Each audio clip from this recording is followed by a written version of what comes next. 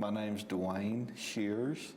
I'm from Birmingham, Alabama, and I first met Joe in 2007, I believe, probably late 2007, so almost 10 years ago. No, was searching online, actually, was looking for some untraditional investing techniques and ran across him online and joined his program then. Well, I started in real estate in '06, just a prior year earlier, pre-crash. I had bought a lot of properties on the conventional way of mortgages, loans, and all that normal stuff. And kind of around when the crash was hitting and right before the crash hit, the banks stopped lending money. You know, they cut it off, so I had to find new ways. So that's how I found him. Well, it was new to me, and it was unconventional, and it didn't take money or bank financing or anyone else. It was a technique that you could do without borrowing money. Gosh, I can't remember. It's been a decade ago, but I've done hundreds and hundreds since then, probably in the thousands.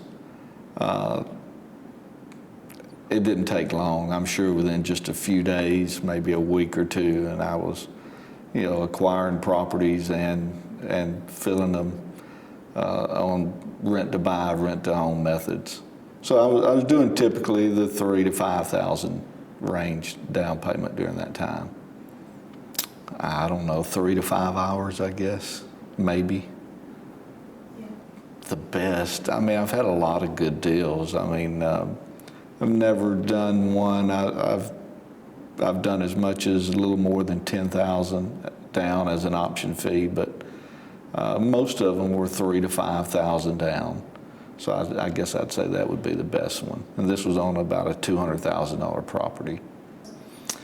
Just normal, what I've been doing all along, just putting signs out, rent to own, no qualifying, move in today. I always answered my phone.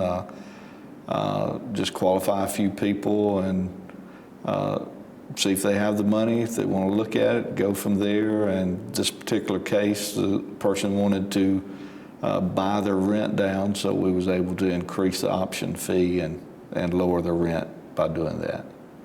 Basically, I've just become lazy. Whenever I met Joe, I had just started doing this full time and have constantly been doing it full time. And fortunate that I now own quite a few properties, and I work about 10 or 15 hours a week, and that's about it. So I'm kind of lazy, so I'm actually going to start back and do some more, pick up some new stuff. Well, to keep living the lifestyle that I'm living, and not that it's a tremendous lifestyle by any means, but I come from a background where I work 60, 70, 80 hours a week, so I'm at a point where I like having my time. That's been the most important for me. It's enabled me to buy back my time. Tremendous impact. I'm able to spend time with them, watch kids grow. I have grown kids and young kids, so I'm able to spend a lot of time with them that I wasn't able to do before. Well, for me, I got fired from my job in '06, and so I discovered that, I'm really not that good an employee, so I should work for myself. But no, it's a story there. But I've been doing it since 2006, and I was doing it the wrong way. Had I not found Joe in '07, then I would probably be doing something else. I have over the years, like I said, I haven't done a whole lot in the last 5 years because it's just automated and running very smoothly now. But if you do a lot of turnover of properties and acquiring new ones and flippings and things like that, then I'll pick up the automated system once again, but right now I haven't. I would say stick with Joe's program. The biggest thing I would not do would be want to become an agent or a broker. I think it's too much exposure for these type of unconventional, risky deals. So I would stay away from that part of it and just do the simple flips, the for rent methods, and then, you know, take your time building your portfolio. Don't rush into it. Just pick and choose the best properties that will sustain long term.